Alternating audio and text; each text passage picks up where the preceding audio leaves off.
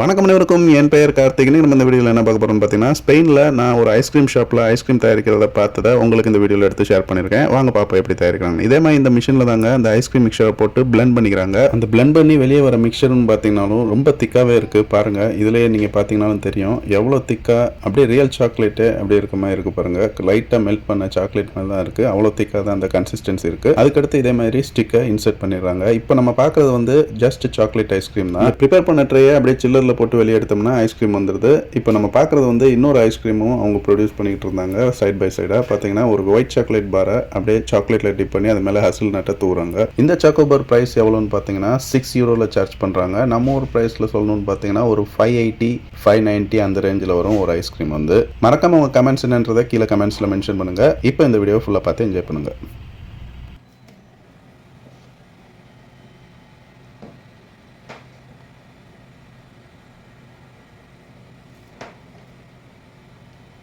நம்ம சேனலை ஃபாலோ பண்ணலைன்னா ஃபாலோ பண்ணி வச்சுக்கோங்க. பாய் பாய்.